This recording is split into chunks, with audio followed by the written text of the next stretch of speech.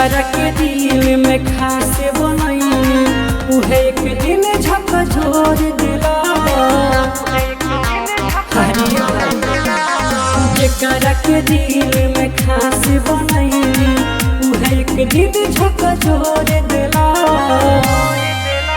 अरे मीठी मीठी बोल के रे यारवा लइकी एगो दिल तोड़ दिलो।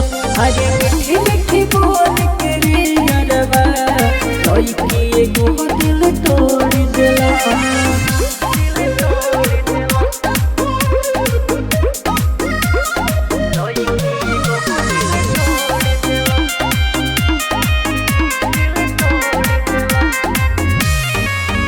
घूमी दो सहारा के साथ तू तो कहले घुमा धोखा दे के हमारा के तू तो बनेले महान। जननी नाही ओकर चरित्र हम रखले रहनी दिल के भीतर हम। सोचलस न तनिको बारे में हमारा अखिया में उलोर दिला।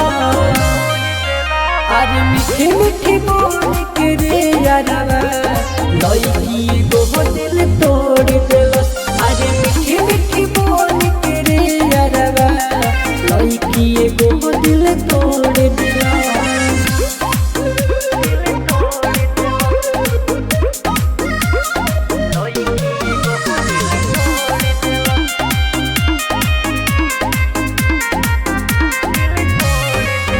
नाजुक हमार दिल सीना में छटपटाता बियाह तो सही ओकरा कुछ ना बुझाता। अरे पवन के जिंदगी के नस कैलस जब से विकास के साथ धैलस साथे जिए मर के वादा के हम के